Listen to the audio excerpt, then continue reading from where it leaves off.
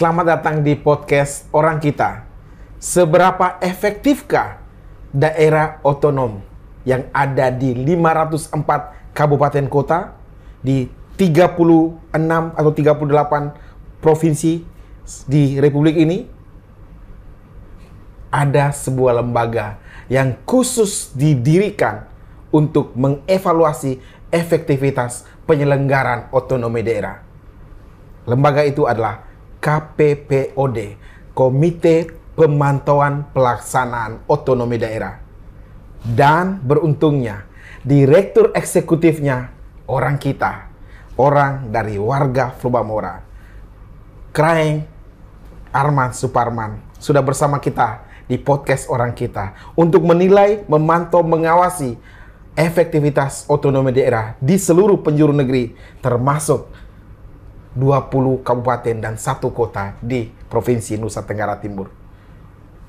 Selamat malam, Arman. Malam, Bang. Akhirnya kita ketemu. Saya perkenalkan dulu ke Abang atau Kraeng Arman Suparman, adalah berasal dari Manggarai di Flores Barat.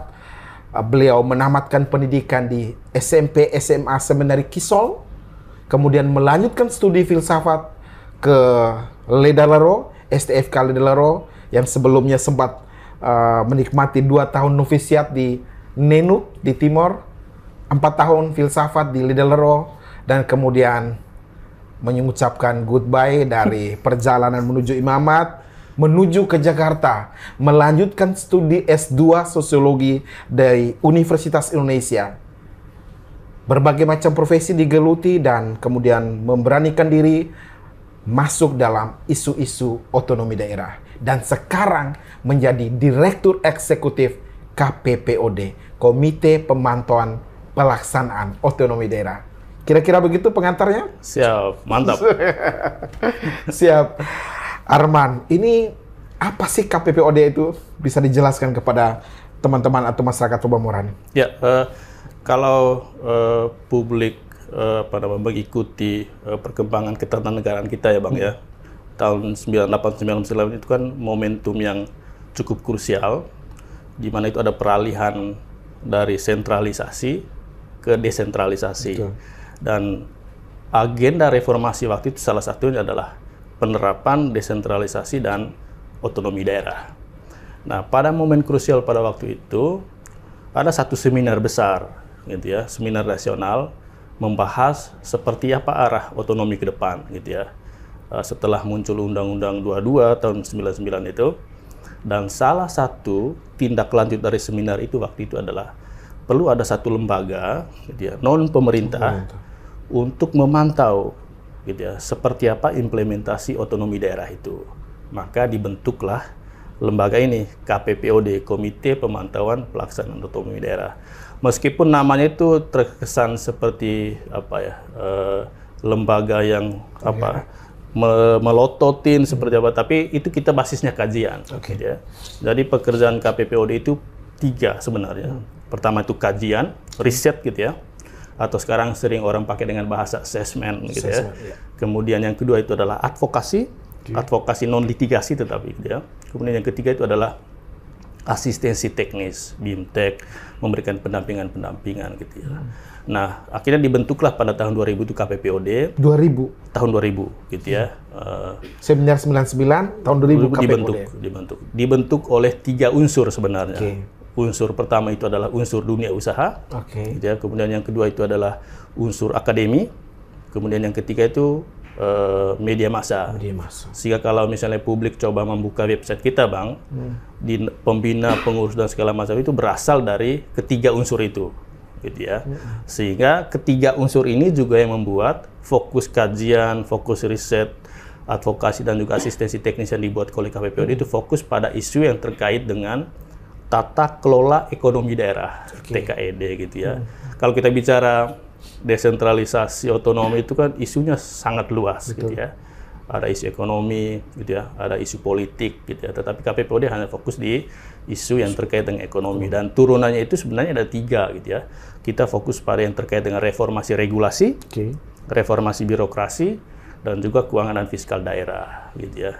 Jadi selama 23-24 tahun ini ya fokus KPPOD hanya pada isu-isu saja gitu ya. Dengan melakukan kajian, terutama beberapa kajian seperti daya tarik investasi, kemudian peraturan-peraturan daerah gitu ya, perda-perda bermasalah gitu. Tetapi perda-perda bermasalah itu juga tidak semua isu. Kita tidak mengkaji perda-perda yang sifatnya sosial gitu ya. Tapi perda yang terkait dengan ekonomi, perda pajak retribusi, perda ketenagakerjaan, perda perizinan gitu ya, atau perda yang terkait dengan tanggung jawab sosial lingkungan perusahaan. Gitu. Kemudian ada juga kajian terkait dengan tata kelola ekonomi daerah. Dan 3-4 tahun ini kita fokus mengeluarkan satu kajian terkait dengan daya saing daerah gitu ya. Jadi basis pemantauan kita itu riset, kemudian dari hasil kajian itu baru kita melakukan advokasi. Advokasinya kemana? Advokasi ke pemerintah pusat, tentu ke stakeholders terkait. Misalnya Kementerian Dalam Negeri, Kementerian Koordinator Perekonomian, atau beberapa kementerian sektoral, misalnya Kementerian Investasi, dan juga ke Bappenas, gitu ya. Dan tentu juga salah satu stakeholder pentingnya adalah DPR gitu ya. Dan selain ke pusat ya ke daerah, ke Pemda-Pemda gitu ya. Untuk menyampaikan hasil kajian, kemudian menceritakan seperti apa praktik baik yang ada di daerah lain yang bisa diduplikasi ke daerah tersebut. Jadi itu yang menjadi aktivitas utama kami selama ini. Gitu. Menarik ya, jadi dia organisasi swasta, ya, nirlaba tentu saja. Tapi sangat erat kaitannya atau stakeholdersnya lebih banyak di pemerintahnya malah ya? Iya, pemerintah. Gitu ya. Pemerintah dengan dunia usaha dan juga media massa gitu ya. Karena kalau bicara advokasi kan Bang, gitu ya. Abang di Kominfo nih. Yeah. Komunikasi itu kan satu instrumen untuk kita menceritakan, menyampaikan rekomendasi-rekomendasi kebijakan gitu ya, ke publik dan juga ke pemerintah gitu ya. Seringkali yang kita sampaikan di media itu cukup didengar oleh pemerintah ketimbang kita misalnya ngobrol langsung. Betul. Gitu ya. Itu kenapa kami sangat memberikan penghormatan sebesar-besarnya kepada media karena soal itu juga gitu. Yeah. Mereka itu corong kita gitu. Betul. Jadi memang harus begitu, karena ketika sampaikan langsung kepada pemerintah, nggak ada yang ngawasin. Media kan sebagai watchdog. Watchdog, ya. Seperti itu ya. Jadi ternyata KPPOD seperti itu, dan kemudian usianya 23 tahun, ada unsur usaha, unsur media, dan unsur tadi akademia perguruan tinggi. Pendirinya waktu itu boleh tahu? Boleh. Variasi itu misalnya? Bukan? Dari 3 unsur itu, misalnya dari unsur dunia usaha ada Bapak Sofyan Wanandi. Sofyan Wanandi, CSIS.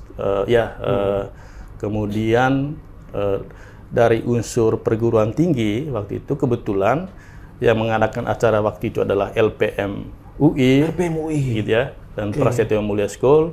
Sehingga di unsur pendirinya itu ada nama Bu Sri Mulyani. Kemudian ada Prof. Jisman, sekarang Rektor Prasmul, gitu ya. Kemudian dari unsur media massa, gitu, dari Suara Pembaruan Jakarta Post, gitu ya. Jadi mereka masuk sekarang itu di unsur pendiri, unsur pendiri saja, gitu ya. Dan termasuk menjadi funding tetap selamanya untuk KPPOD? Tidak, mereka hanya menjadi unsur pendiri saja, gitu ya. Sementara yang menjalankan bisnis kegiatannya sehari-hari ya di sekretariat, gitu ya.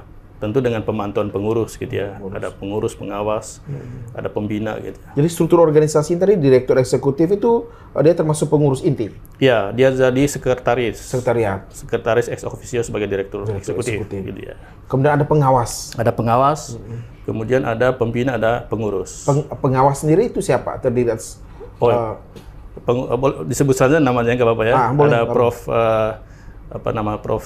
Robert Simanjuntak gitu ya. Kemudian ada mungkin kenal juga Bang Ari, dulu di Bisnis Indonesia, sekarang di Solo Post gitu ya. Iya, tahu kan, berurusan sama beliau gitu ya. Kemudian di unsur pengurusnya itu ada Pagung Pambudi gitu ya. Nah, sekarang di DJSN.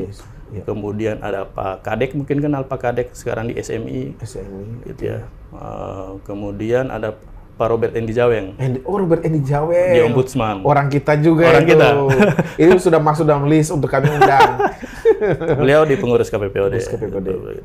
Oke. Sementara Pak Sofyan, Prof. Jo, Pak Jisman Simanjuntak di unsur pembina. Menarik. Terus kita masuk ke lebih intinya lagi dari pengawasan atau pemantauan pelaksanaan otonomi daerah.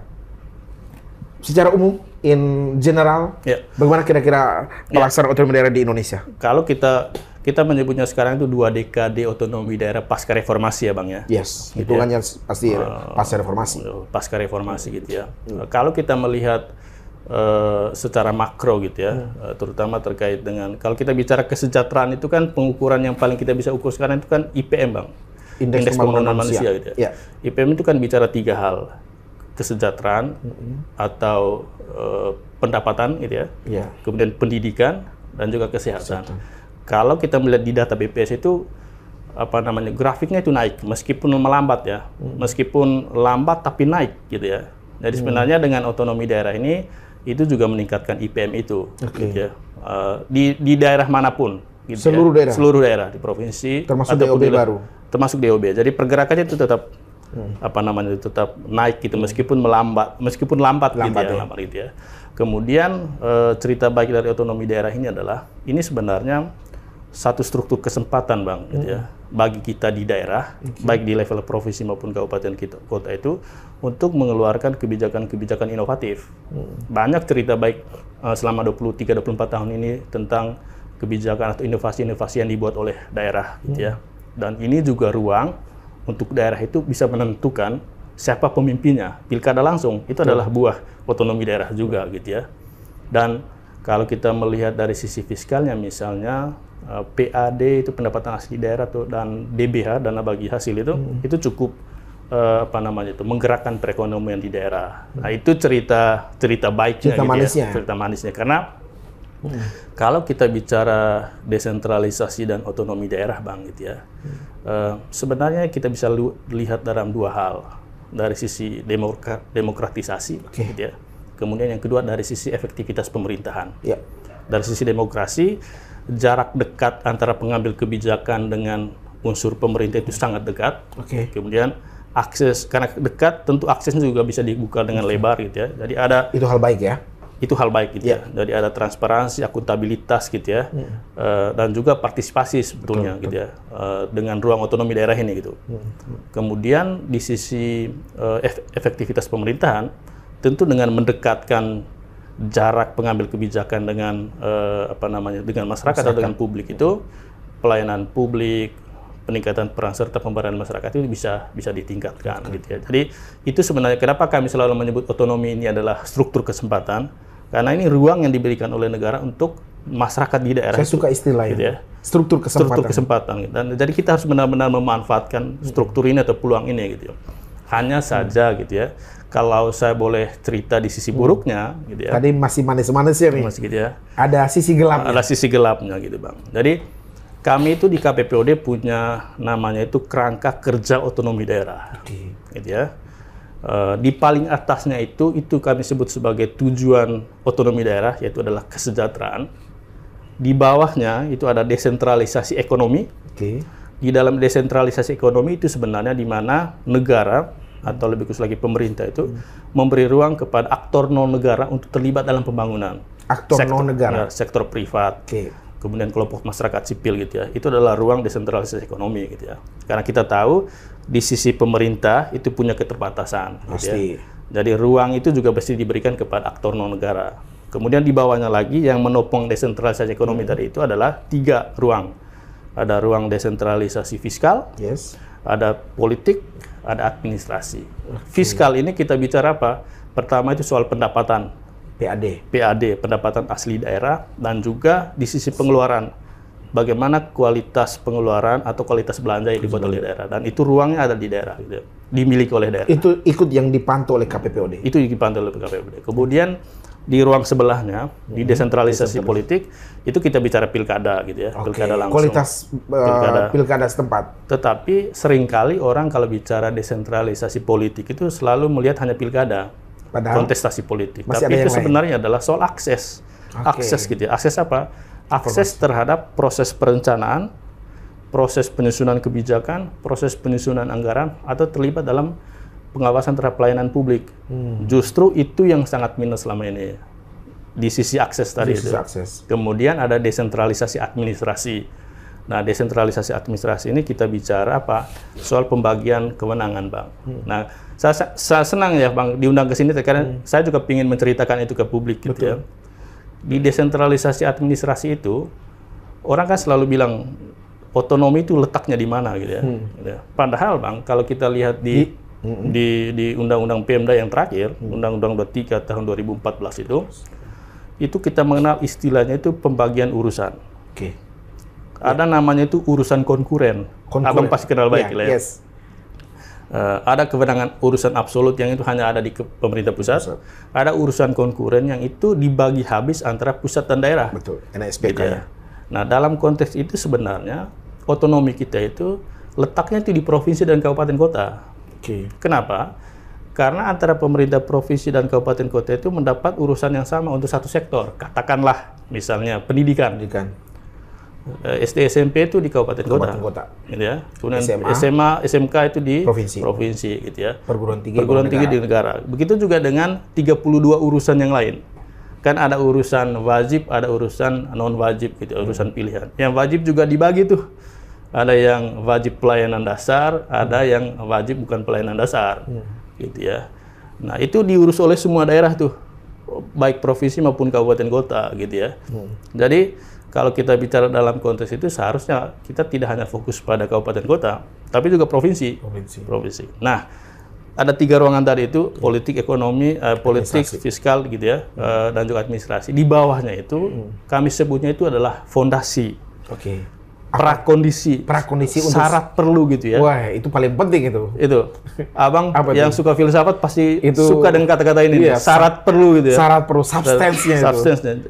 Dia harus ada solid dulu, baru yang di atas tadi itu bisa bergerak. Apa itu? Pertama itu desain kebijakan. Desain kebijakan itu bukan hanya kebijakan di daerah, tapi justru selama ini bottleneck-nya itu adalah kebijakan di pusat. Gitu ya. Seringkali daerah itu gampang memberikan pelayanan publik itu karena ketidakpastian peraturan di level pusat. Itu, Bang, yang kita lihat selama ini ya. Kemudian yang kedua itu adalah apa? Hubungan pusat dan daerah. Hubungan itu ada 3. Banyak banget ini. Banyak ya. Perintilannya. Tapi keren ini. Hubungannya ada 3 ya. Hubungannya ada 3. Apa? Hubungan kewenangan. Hubungan pembinaan pengawasan. Dan yang ketiga adalah hubungan fiskal. Kayaknya paling akhirnya paling penting. Hubungan fiskal. Nah, itu nanti mungkin kita masuk ke topik itu ya, Bang ya. Baru yang terakhir itu adalah selain hubungan tadi itu adalah kapasitas. Kapasitas 2, kapasitas politiknya dalam hal ini komitmen politik kepala daerah dan juga kapasitas lokal. Seperti apa kualitas SDM. Baik di sisi aparaturnya, ASN-nya, birokratnya, tapi juga kapasitas non ASN-nya. Soal kelompok masyarakat sipilnya, kelompok medianya, pelaku usaha, pekerja dan segala macam. Karena seringkali ketika kapasitas pemerintah daerah itu terlalu kuat, akhirnya kelompok non pemerintahnya itu jadi lemah. Fungsi pengawasan tidak akan berjalan kalau gitu. Nah, itu yang selama ini kami dorong sebenarnya. Bagaimana mendesain satu kebijakan yang berkualitas, pusat dan daerah, kepastian hubungan pusat dan daerah, dan yang terakhir adalah pembenahan kapasitas tadi itu politik dan juga kapasitas lokal. Nah, ini banyak sebenarnya yang sama ceritakan. Tapi keren sekali maksudnya menjelaskan KPPOD dengan sangat baik. Benar-benar anak filsafat ini clear banget ini urut-urutannya dari paling bawah fondasi dasar tadi yang syarat wajib tadi, kapasitas misalnya. Tadi kalau dikatakan bahwa strong government juga nggak bagus-bagus banget untuk kepentingan demokrasi di level lokal, Bang. Di level lokal paling tidak. Ya, Bang, karena gini, terutama yang terkait hubungan pusat dan daerah ini penting ya, dan kami selalu mendengarkan keluhan, keresahan dari Pemda-Pemda gitu, Bang, ya, soal hubungan pusat dan daerah ini. Saya ngangkat contoh, misalnya, kita kan punya Undang-Undang Pemda. Kalau audiens membuka lampiran di belakang, itu jelas banget pembagian urusannya itu ya. Tetapi oleh undang-undang yang lain itu diambil dicomot-comot gitu loh, Bang, soal pembagian urusan itu. Dikacapkan lah bahasanya gitu ya. Misalnya oleh Undang-Undang Cipta Kerja atau oleh Undang-Undang Minerba gitu ya. Sehingga bahasa kami sekarang itu adalah Undang-Undang Pemda itu tinggal kerangkanya. Isinya itu sudah diambil oleh undang-undang sektoral. Sehingga seringkali di daerah itu Pemda-Pemda itu kesulitan untuk menindaklanjuti satu kebijakan itu karena memang belum ada kepastian dari pemerintah pusat.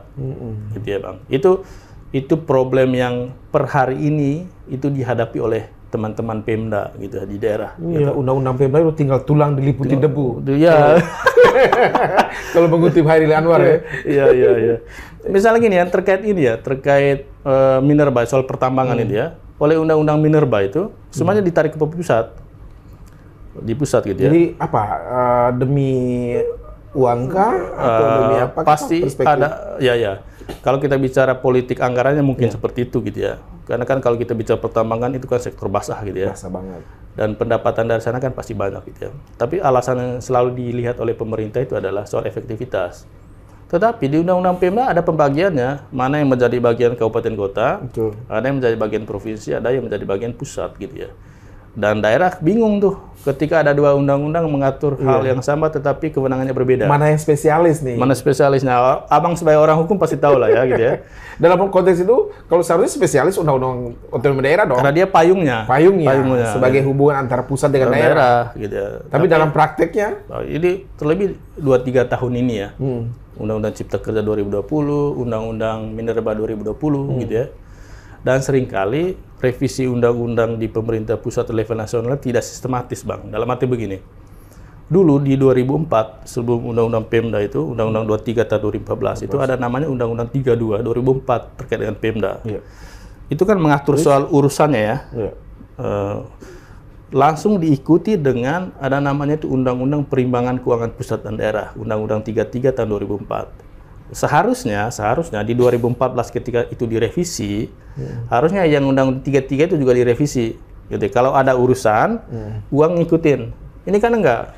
Yang baru direvisi tahun kemarin, yang Undang-Undang Perimbangan Keuangannya. Itu pun dia pendekatan omnibus ya. Dia merevisi dua undang-undang sekaligus. Tadi bicara fiskal abang bilang gitu ya. Undang-Undang Pajak dan Retribusi Daerah dan juga Undang-Undang Perimbangan Keuangan Pusat dan Daerah. Digabung menjadi Undang-Undang Perimbangan Keuangan. Sekarang namanya itu Undang-Undang Hubungan Keuangan Pusat dan Daerah, HKPD. Di dalamnya itu mengatur terkait dengan bagaimana daerah menarik pajak retribusi. Kemudian yang kedua bagaimana dana perimbangan atau sekarang namanya transfer ke daerah, TKD gitu ya. Transfer ke daerah. Transfer ke daerah. Itu juga kalau bicara soal itu banyak juga Bang ceritanya. Mungkin saya bisa ceritakan juga ya. Boleh Bang, ini kesempatan yang baik nih. Gini Bang. Karena kita ini ngomong orang kita gitu. Ya, saya mungkin ngomong konteks NTT gitu. Boleh. Kalau misalnya masyarakat di NTT coba buka datanya ya, soal APBD kita di Pulau Flores saja deh. APBD provinsi kabupaten di Flores itu paling tinggi 1,2 1,3 triliun gitu ya. PAD-nya gitu ya.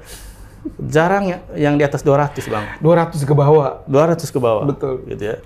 Bahkan di Manggarai Timur misalnya pajaknya saja, pajak ya itu sekitar 13 miliar gitu ya. PAD-nya itu 40-an gitu ya. Bayangkan. Dia itu sangat bergantung kepada pemerintah pusat gitu ya. Yang sedikit lebih besar ya Kota Kupang lah ya. Kalau kita bicara karena ya kota provinsi ya. Kota Jasa dan Perdagangan tentu sumber PAD-nya juga besar gitu ya. Tetapi cerita itu akan sangat masih seperti itu Bang, tidak hanya untuk NTT tapi juga untuk daerah. Kenapa? Kalau kita lihat di undang-undang HKPD itu, Hubungan Keuangan Pusat dan Daerah itu, pajak-pajak yang diberikan ke daerah itu pajak-pajak yang nilainya kecil. Yang itu juga sangat menguntungkan daerah-daerah yang berkarakter urban atau yang berkarakter jasa perdagangan. Iya, kota lah ya. Kota. Coba bayangkan misalnya pajak yang menjadi kewenangan kabupaten kota ya, pajak hotel, restoran, gitu ya, pajak reklame, gitu. Itu kan hanya ada di daerah-daerah yang jasa perdagangan, Bang. Betul. Gitu ya. Bandingkan saja Kota Labuan Manggarai Barat dengan daerah-daerah lain, pasti dia lebih besar pendapatan dari pajaknya. Dengan borong. Hitung saja hotelnya berapa itu. Borong dengan Labuan Bajo itu berapa? Jauh banget. Bisa dicek itu hasilnya. Borong punya 3 hotel deh. Ada 3 hotel gitu. Nah itu yang selalu menjadi catatan kritis kami kepada pemerintah pusat Bang gitu ya. Apakah bisa dipikirkan ke depan itu pajak-pajak yang nilainya besar itu bisa diserahkan kepada daerah gitu ya. Jadi konteks kayak gini hubungan keuangan antara pusat dan daerah ini kayak hubungan tuan dan hamba nih. Persis. Orang bilang ada otonomi tapi ekornya dipegang oleh pemerintah pusat. Gitu. Kepala dikasih, ekor dipegang. Seharusnya kalau kita, abang tahu lah, sebagai seorang ASN pasti tahu gitu soal money follow program kan. Yes. Urusan itu kan sudah banyak diserahkan ke daerah. Seharusnya uang juga mengikuti. Ini kan enggak. Gitu ya.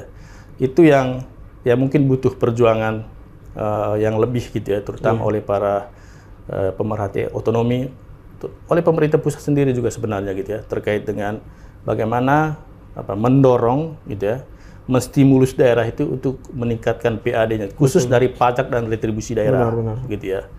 Itu yang jadi catatan kita juga, karena itu sebenarnya dengan undang-undang terbaru kemarin itu juga tidak terlalu punya daya ungkit gitu ya, untuk mendorong daerah itu meningkatkan PAD-nya dari pajak dan retribusi daerah. Betul, kebayang kalau tadi kata Arman bahwa ya hanya kota-kota yang berbasis atau daerah yang berbasis urban saja yang diuntungkan dengan model-model pembagian retribusi seperti ya reklame, ya hotel, hiburan. Gimana? Menurut saya sih ya benar kata, dan itu KPPOD sudah sering sampaikan kepada ke pemerintah pusat. Pemerintah pusat baik di sisi eksekutif dalam hal ini Kemendagri dan juga Kementerian Keuangan dan juga DPR, gitu ya. Misalnya di NTT itu ya. Pasti Kupang, kota Kupang ya, Maumere, Sika itu dengan Labuan Bajo pasti tinggi tuh. Pasti. Pajak dan retribusinya. Itu doang ya? Itu doang. Berarti untuk yang diuntungkan dengan itu hanya Kupang, Maumere, dan Labuan Bajo? Karena mereka itu kota jasa dan perdagangan kan, Bang. Jasa pariwisata terutama ya. Betul. Kan sebenarnya gini, lihat saja pajak yang menjadi kewenangan daerah itu ya. Ada pajak PBB P3 itu, PBB gitu ya. Kemudian BPHTB, reklame.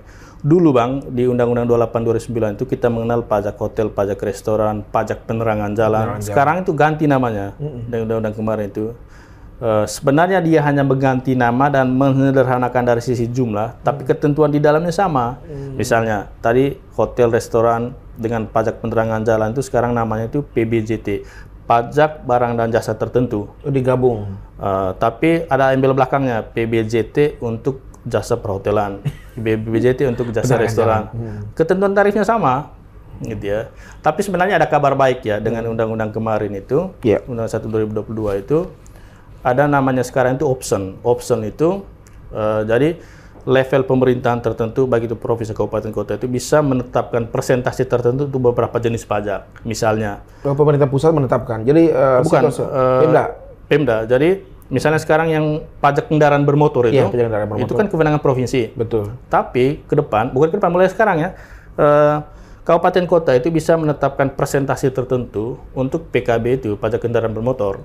Karena kemarin kami wawancara dengan Kepala Bapeda Sika, ternyata pajak kendaraan bermotor ini yang tertinggi yang diperoleh dari Kabupaten Sika misalnya untuk PAD-nya. Iya, tetapi kan itu ditarik provinsi ya. Baru dengan skema yang lama sebenarnya ada bagi hasil tuh Bang ke kabupaten kota gitu ya. Tapi kalau bagi hasil dia tidak dihitung sebagai PAD. Nah sekarang dengan sistem option itu dia dimasukkan di dalam unsur PAD gitu ya. Seringkali memang pajaknya ke provinsi, rusak jalannya di kabupaten kota. Karena itu kan pajak in-marking namanya ya. Iya. Pajak yang sudah ditentukan penggunaannya gitu ya. Salah satunya untuk maintenance jalan. Gitu ya. Gitu. Jadi kalau evaluasi umum tadi masih perlu perjuangan yang supaya fungsi atau the real otonomi tadi itu benar-benar sepenuh-penuhnya, sehingga kemudian pemberdayaan masyarakat, keterlibatan partisipasi publik, partisipasi dunia usaha di level daerah itu benar-benar ditingkatkan. Ya, kalau mau diurutkan atau mau sistematis Bang Ferdi, perjuangannya itu pertama itu ini soal kepastian kebijakan di pusat tadi itu. Regulasinya. Jadi bikin lagi satu undang-undang otonomi daerah yang menjadi omnibus law-nya. Bukan, maksudnya kita perlu memperkuat lagi undang-undang otonomi daerah yang sekarang itu, Undang-Undang 23 tahun 2014. Jangan sampai digerogoti oleh undang-undang sektoral. Itu yang perlu dijaga sebenarnya. Karena dia yang menjadi referensi satu-satunya bagi Pemda sebenarnya. Kalau kita bicara tata kelola pembangunan di daerah gitu ya. Tapi kan munculnya rejim-rejim sektoral ini juga membuat daerah itu cukup gampang gitu ya. Terkait dengan banyak hal lah ya, terkait dengan 32 urusan itu gitu. Oke. Jadi kalau mau dievaluasi secara umum, selain tadi sudah disampaikan Arman bahwa Yang perlu sekarang dari reformasi atau perubahan atau penguatan, atau lebih tepatnya ya, penguatan regulasi. Ya, Selain penguatan regulasi, apa lagi? Penguatan kelembagaan. Jadi model di daerah atau seperti apa? Sebenarnya ada 3 ya kalau kita bicara. Pertama itu kebijakan atau regulasi, yang kedua adalah kelembagaan. Di dalamnya itu kita bicara juga SDM. Dan yang ketiga sekarang itu adalah platform layanan, Bang. Platform layanan. Digitalisasi atau elektronifikasi gitu ya. Dan itu bisa kita uji kepada 4 hal sebenarnya. Kalau pendengar atau penonton ya membuka undang-undang Pemda itu, di bagian depan di konsiderasi itu untuk mencapai kesejahteraan itu dengan apa? Peningkatan pelayanan publik, peningkatan peran serta masyarakat, peningkatan pemberdayaan, dan peningkatan daya saing. Jadi kita bisa mengukur sejauh mana kinerja otonomi daerah itu dengan melihat 4 hal tadi itu. Kualitas pelayanan, kualitas peran serta, pemberdayaan, dan juga daya saing. Dan 3-tiganya itu sangat dipengaruhi oleh 3 yang tadi saya sebut di depan. Kebijakan, kelembagaan dan juga platform layanan. Gitu. Wah, jadi masih rumit. Rumit sekali. Rumit, Bang. Rumit. Tapi ada arah baik. Maksudnya dengan komitmen pemerintah selama ini, ada daerah otonomi baru yang masih ada, terutama di Papua yang terakhir. Optimiskah? Sebenarnya kalau kita lihat 5 tahun ke belakang, kita cukup was-was sebenarnya, Bang. Was-was kenapa? Karena beberapa kebijakan sektoral tadi itu menggerogoti kewenangan daerah. Tetapi kita punya optimisme juga sebenarnya. Dum spiro, Bang. Ya kan? Spiro ya. Karena apa? Kita kan punya RPJPN 2025-2045, Indonesia Maju, Indonesia Berdaulat dan Berkelanjutan. Dan salah satu transformasinya adalah transformasi tata kelola. Gitu ya. Kalau bisa dibuka di RPJPN itu ada 8 arah perubahan, yang itu juga sudah diikuti oleh 3 capres dengan nama yang berbeda-beda. Ada angka 8 tapi semua. Isinya nggak tahu di dalam seperti apa gitu ya. Salah satunya itu transformasi tata kelola, dan target di dalam rancangan teknokratis sampai 2029 itu adalah regulasi yang adaptif. Menurut kami ini ruang kita untuk kita bisa membenahi regulasi, terutama untuk kepastian kebijakan bagi pemerintah daerah ya.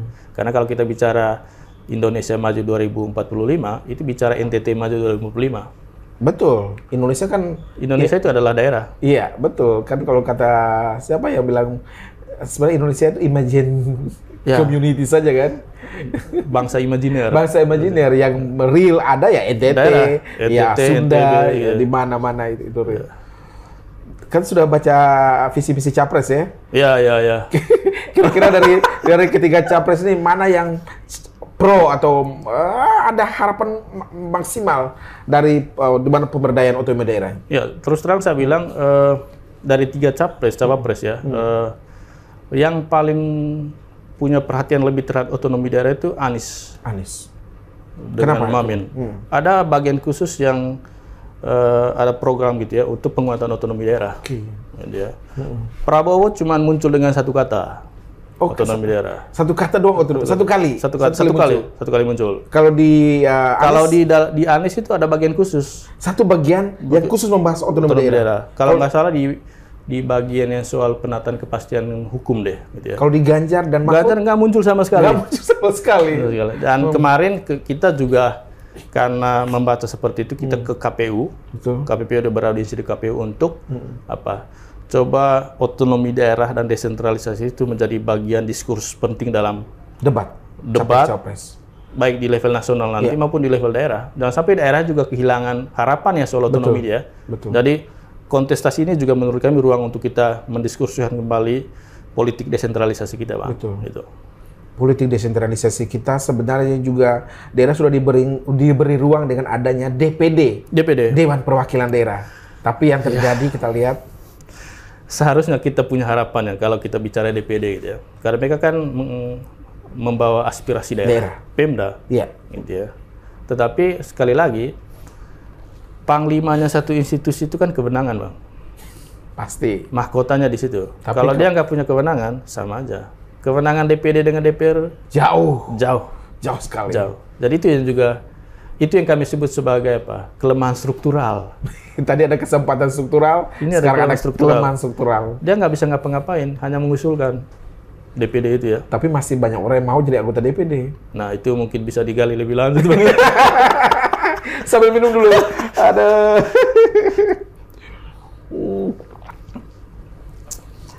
Evaluasi umum untuk efektivitas otonomi daerah di tadi sudah disampaikan. Untuk NTT secara umum, gimana?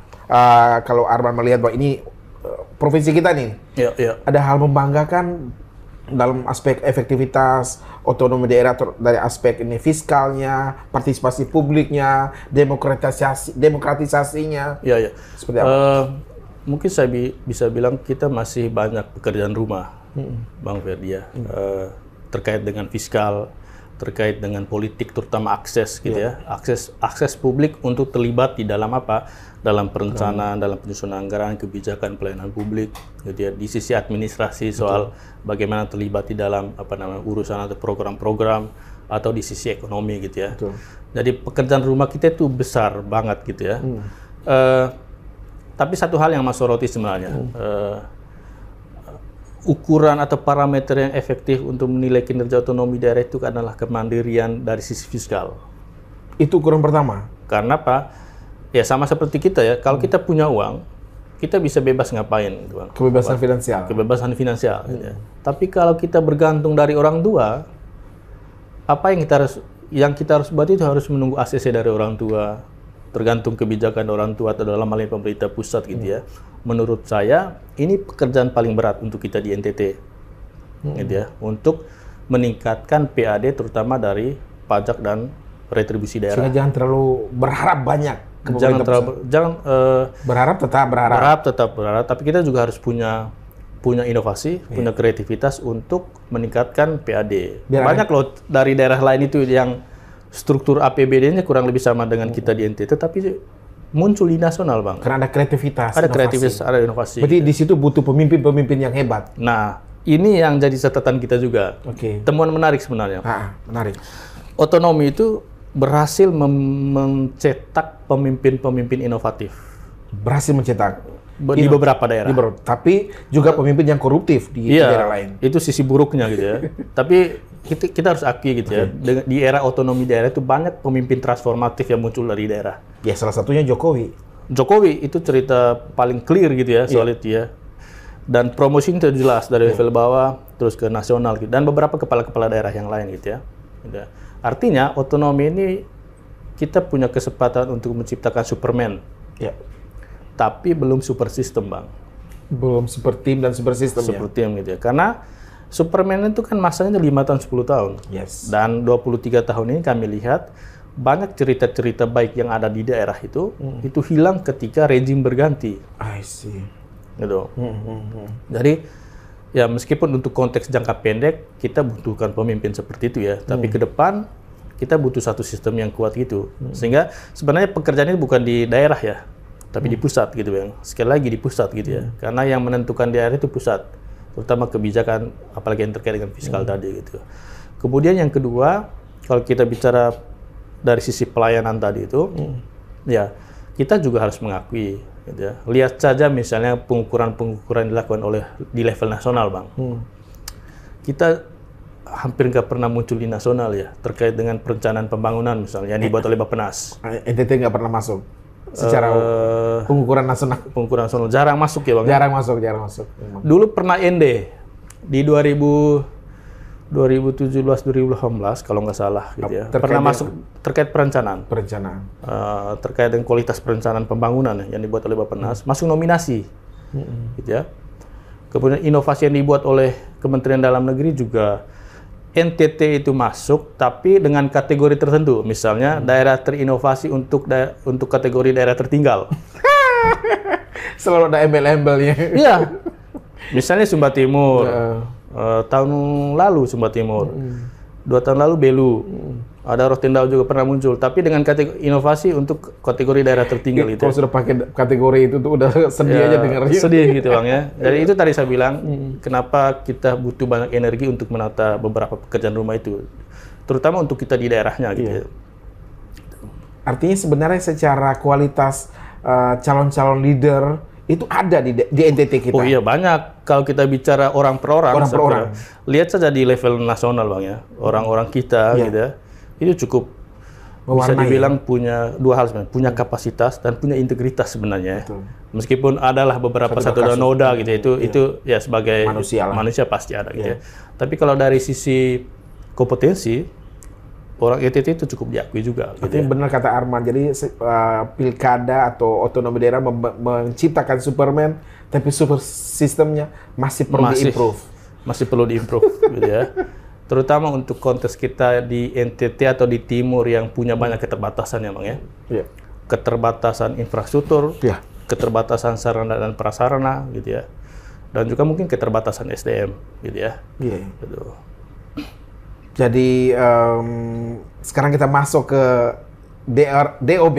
Oke, DOB. Daerah Otonomi Baru. Daerah Otonomi Baru. Wah, orang NTT ini paling senang ada DOB. Jadi podcast orang kita nih, Arman ya, episode pertama, kedua, ketiga, keempat itu membahas rencana pembentukan Provinsi Flores. Provinsi Flores. Luar biasa. 4 episode. Kemudian beberapa waktu kemudian rencana pembentukan Provinsi Sumba Saburai Jua. Saburai Jua. Fenomena baikkah dialektika seperti ini? Ya, sebagai sebuah agenda setting tentu iya gitu Bang ya. Fenomena baik gitu ya. Karena kalau kita bicara bagi teman-teman yang belajar kebijakan publik kan pasti tahu sebelum satu perumusan kebijakan pasti ada agenda setting tuh. Betul. Nah, diskursus, perdebatan gitu ya. Soal pemekaran itu satu tahapan penting menurut kita dan kita bisa mengukur sejauh mana satu kebijakan nanti bisa diimplementasikan dari perdebatan-perdebatan seperti itu. Dan 4 episode awal itu Bang, itu sebenarnya menggambarkan seperti apa posisi orang-orang kita di NTT terkait dengan pemekaran ya. Apakah pemekaran Provinsi Flores atau pemekaran yang sekarang saya dengar juga muncul Sumba itu ya. Sumba. Ya. Oke, sebagai sebuah agenda itu menurut kita ya itu fine-fine saja gitu ya. Tetapi begini, sebenarnya gini Bang, saya berangkat dari kebijakannya ya. Di Undang-Undang 23 itu pemekaran itu masuk di bagian namanya penataan daerah. Penataan daerah itu ada 2. Pembentukan daerah, penyesuaian daerah keduanya. Pembentukan dibagi 2 lagi. Ada pemekaran, ada penggabungan. Iya, betul. Tapi yang terjadi selama era reformasi pemekaran. Penggabungan nggak pernah ada. Penggabungan nggak pernah ada. Iya kan? Itu terhenti karena ada publik juga perlu tahu di tahun 2014 pemerintah itu sudah mengeluarkan namanya itu moratorium DOB. Jadi penghentian 2014. Ya. Jadi kalau Bapak Ibu teman-teman melihat gitu ya, sampai tahun 2014 ada pemekaran, ada DOB. Iya. Dulu dari sejak berdirinya Indonesia sampai 99 itu kita hanya 319 kabupaten kota, provinsi gitu ya. Tapi setelah itu sekarang sampai 2023 ini kita punya 514 Bang. 14 ya? Bukan Kabupaten 4 kota, ya? bukan. Gitu ya. Di dalamnya itu ada 414 kabupaten, 98 kota. Dengan sekarang 38 provinsi. 38 provinsi. Kemarin kan ada 34 ya. Iya, gitu ya. Nambah 4 yang terbaru. Nambah 4 gitu ya. Nah, itu kok tidak moratorium ya Papua ini catatan besar kita untuk pemerintah pusat gitu ya. Karena memang pemekaran di Papua itu karena amanat revisi Undang-Undang Otsus kemarin. Jadi dia ada ruang untuk memekarkan diri gitu ya. Ada pengecualian untuk Otsus Papua. Tapi untuk di wilayah non Papua dan Papua Barat itu masih moratorium. Dan belum dibuka kapan belum tahu. Belum dibuka gitu ya. Nanti tergantung seperti apa kebijakan Dewan Pertimbangan Otonomi Daerah DPOD. Yang itu ketuanya adalah Wakil Presiden. Ketua DPOD itu Wakil Presiden. Dewan Pertimbangan Otonomi Daerah itu ketuanya itu Wakil Presiden, sekretarisnya itu Mendagri. Jadi kita harus mencari wapres yang pro otonomi daerah nih. Pro pemekaran. Pro pemekaran. Ya. Jadi nanti dalam debat cawapres khusus kan ada posisi debat cawapres, harus ada pertanyaan. Harus itu seharusnya gitu ya. Kita mau melihat seperti apa komitmennya. Betul. Gitu ya. Jadi kalau pernyataan terakhir dari Pak Maruf kemarin ini belum dibuka itu Bang, sampai sekarang ya. Dan kita mengharapkan juga jangan dibuka. Oh malah KPPOD setuju dengan pemerintah. Setuju dengan dimekarkan dulu. Setuju dengan moratorium itu. Moratorium. Nah, kenapa kita setuju dengan moratorium ini gini Bang? Evaluasi yang dibuat oleh Kementerian Dalam Negeri sendiri tahun 2011-2012 itu melihat 70% DOB itu gagal. 70%? Itu tahun 2011-2012. Kalau sekarang pasti lebih gagal lagi dong? Ya mungkin bisa dibilang seperti itu gitu ya. Kemudian pernah juga Bappenas 2007 juga punya evaluasi yang sama gitu ya. Ya banyak indikator yang bisa dilihat ya. Salah satunya soal fiskal tadi itu, soal bagaimana daerah itu bisa meningkatkan PAD dari pajak dan retribusi daerah misalnya gitu ya. Atau dari catatan kita juga coba membandingkan beberapa DOB di level provinsi ya. Misalnya antara Sulawesi Utara dengan Gorontalo, Sulawesi Selatan dengan Sulawesi Barat, Papua Barat dengan Papua Tengah, Papua Barat dengan Papua gitu ya. Kita bisa melihat misalnya nilai soal standar kepatuhan pelayanan publik, soal kapasitas fiskal, soal kerawanan bencana, antara daerah induk dengan daerah pemekaran DOB itu kurang lebih sama. Gitu ya. Baik yang terkait dengan pelayanan publiknya, terkait dengan daya saingnya, maupun yang terkait dengan pemberdayaan dan juga peran serta masyarakat. Seharusnya daerah pemekaran harus lebih bagus. Seharusnya, karena kan tujuan dari pemekaran itu kan meningkatkan kesejahteraan melalui peningkatan peningkatan pelayanan, peran serta pemberdayaan dan juga daya saing. Dan tujuan dari pemekaran itu kan efektivitas pemerintahan, gitu ya, peningkatan daya saing, peningkatan pelayanan publik, gitu ya. Dan juga sebenarnya ada upaya untuk mengakomodir konteks kultural tertentu. Karena gitu ya, ada persoalan sosial budaya dan segala macam gitu ya. Dan kalau kita melihat beberapa bagian itu, kita bisa katakan pemekaran itu bukan jalan satu-satunya untuk meningkatkan menjadi lebih sejahtera ya. Untuk lebih sejahtera gitu ya. Jadi sebenarnya gini, publik juga perlu mengubah mindset ya, bahwa pemekaran itu bukan jadi titik pangkal. Maksudnya dengan pemekaran baru kita bisa dapat pelayanan publik yang baik, bisa meningkatkan daya saing daerah, tapi ditarik dari depan. Kalau kesejahteraan ada di titik depan, jalan menuju ke sana itu apa? Gitu ya. Betul. Itu yang mesti diperhatikan gitu ya oleh publik, terutama untuk publik yang pro dengan atau memperjuangkan pemekaran gitu ya. Karena faktanya yang mendapatkan tetesan emas dari pemekaran itu bukan masyarakat, tapi segelintir pesta pora pemekaran itu dinikmati oleh siapa? Oleh Pemda, ASN, karena dengan pemekaran dia punya kesempatan untuk promosi. Di daerah induk mungkin pintunya banyak yang ditutup gitu ya. Dengan memekarkan diri, dia punya kesempatan untuk promosi jabatan pelaku usaha. Gitu ya. Kemudian rakyatnya kecil jadi penonton, gitu ya. Jadi itu yang mungkin menurut kita gitu ya, kita perlu memikirkan ulang gagasan-gagasan pemekaran. Sekarang di Kementerian Dalam Negeri itu ada 329 usulan DOB. Termasuk tadi Flores? Termasuk Flores. Kalau nggak salah dengan Adonara. Adonara malah pingin pisah dari... kalau nggak salah ya. Dari Lembata apa dari Flores Timur? Dari 329 itu ada 55 usulan provinsi, ada 200-an... 55 usulan provinsi? Iya, 55 usulan. Kecuali apa? Kecuali DKI, Bali dengan DIY. Dari kecuali tiga daerah itu. Selebihnya ada semua. Jawa Tengah ada Bang. Di Jawa Barat lebih banyak lagi. Gitu ya. Itu yang tercatat usulannya. Belum yang masih beredar wacana. Saya misalnya pernah hadir di salah satu wacana di Tangerang. Kan sekarang dulu Kabupaten Tangerang ya, pecah Tangsel, Kota Tangerang. Sekarang ada usulan lagi di akar rumput, Tangerang Barat, Tangerang Tengah, sama Tangerang Utara. Itulah Bang, yang bergerak di akar rumput ya. Tapi kita sebagai orang yang mungkin bergelut di bidang otonomi punya kewajiban juga untuk memberikan pencerahan seperti itu. Perlu hati-hati juga. Gitu ya. Jangan sampai yang dimekarkan itu bukan kesejahteraan, tapi mekar kekuasaan. Yang ditakutkan itu mekar kekuasaan dan masyarakat menjadi penonton. Gitu ya. Tidak pernah menjadi bagian dari kesejahteraan itu. Karena sebenarnya dengan era digitalisasi sekarang ya Bang, kalau basis argumentasinya itu adalah efektivitas pelayanan, dengan digitalisasi itu bisa diatasi. Seharusnya. Sekarang saja misalnya di birokrat, kita nggak butuh atau mengejar direktur, dirjen untuk tanda tangan. By phone aja. Kita juga ingin mendapatkan pelayanan perizinan atau KTP itu tidak harus datang ke Dukcapil, tidak harus datang ke DPM PTSP. Gitu ya. Nah, ini yang menurut kami di era seperti ini pendekatan reformasi berbasis teknologi informasi. Teknologi itu yang perlu dikuatkan gitu ya. Sementara pola yang berbasis keruangan itu dihentikan. Karena gini kan, yang kita lihat selama ini ketika ada pusat pemerintahan yang baru, di situ ada rumah sakit, universitas gitu ya. Pusat pelayanan publik di situ gitu ya. Padahal kan kalau kita pikir kalau misalnya di daerah pinggiran itu butuh pelayanan, kenapa rumah sakit nggak didirikan di sana saja? Gitu ya.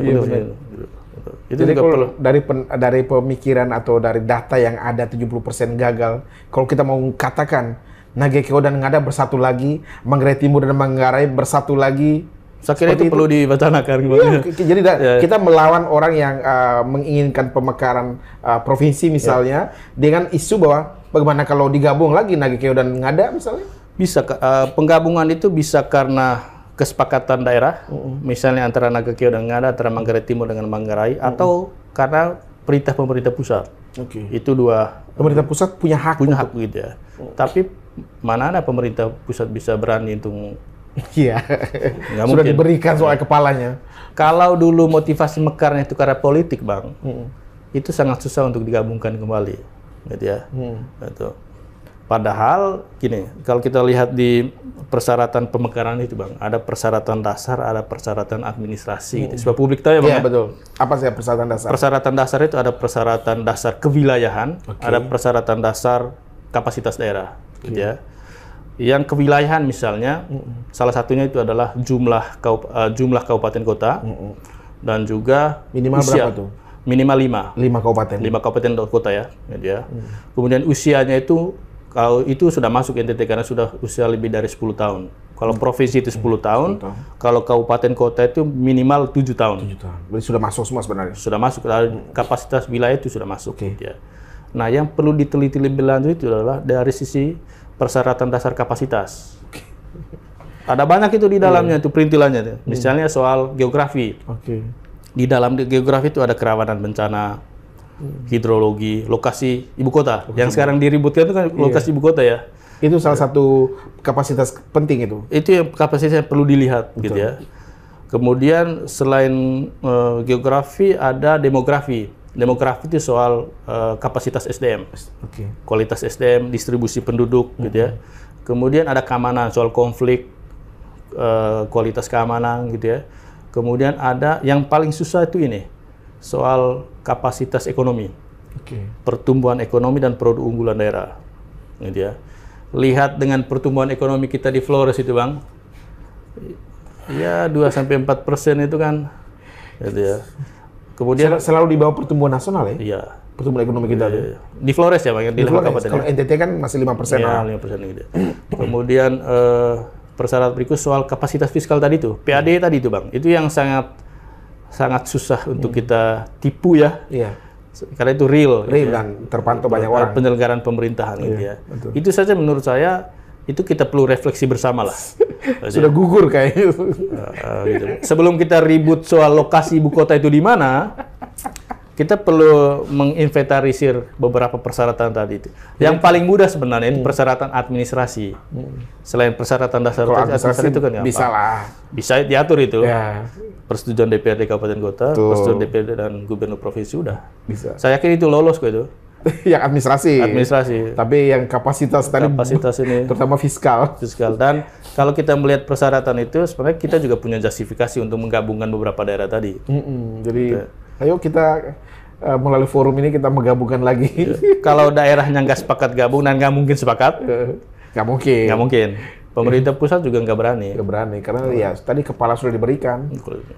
Betul. Siap, luar biasa percakapan sangat berisi, berbobot dengan Direktur Eksekutif KPPOD, Komite Pemantauan Pelaksanaan Otonomi Daerah, sebuah lembaga nirlaba yang dibentuk oleh non pemerintah, non negara, tapi kemudian mengawasi efektivitas pelaksanaan otonomi daerah di seluruh penjuru negeri dalam 24 tahun terakhir ini.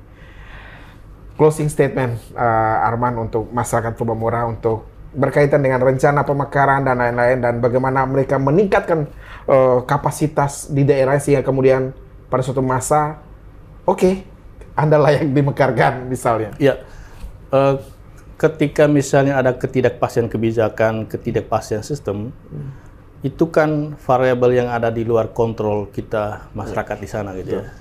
Tapi yang berada di bawah kontrol kita itu adalah soal peningkatan kualitas SDM, Bang. Dan kalau kita bicara kualitas peningkatan SDM, banyak hal yang kita bisa ceritakan dari Flores, dari NTT gitu ya. Soal bagaimana stakeholders di Flores itu, di NTT secara umum itu untuk meningkatkan kualitas pendidikan. Banyak hal yang kita ini yang menurut saya kuncinya di NTT ke depan. Gitu ya. Peningkatan kualitas SDM dengan memanfaatkan modalitas yang ada, mulai dari level TK bahkan sampai SMK dan perguruan tinggi untuk meningkatkan kualitas SDM kita di NTT. Gitu ya. Kalau kita sudah punya kualitas SDM yang tinggi, saya sangat yakin beberapa keterbatasan struktural tadi itu kita bisa atasi. Dan saya sangat yakin sebenarnya kita NTT itu bisa sebagai satu NTT gitu ya untuk meningkatkan kesejahteraan dalam konteks masyarakat NTT ataupun secara individu per masing-masing gitu, Bang. Gitu. Terima kasih banyak Kraeng Arman Suparman, putra Flubamura, putra Manggarai yang saat ini dipercayakan menjadi Direktur Eksekutif KPPOD. Salah satu kebanggaan kita di Jakarta, sebuah organisasi yang penting untuk memantau efektivitas pelaksanaan otonomi daerah dalam beberapa tahun terakhir atau 2 dekade terakhir. Demikian percakapan podcast orang kita edisi yang sangat spesial. Di hari ini kami ucapkan selamat merenung, ukur-ukur diri, apakah kita bermimpi di siang bolong untuk memekarkan diri dari Nusa Tenggara Timur, kebanggaan kita bersama, apakah Flubamura tetap selamanya, atau mau kita cut Flores sendiri, Sumba sendiri. Mari kita merenung dengan pisau yang sudah disiapkan, disajikan tadi oleh Kraeng Arman Suparman. Demikian, salam manis dari kawasan Monas Jakarta untuk Flubamura tercinta.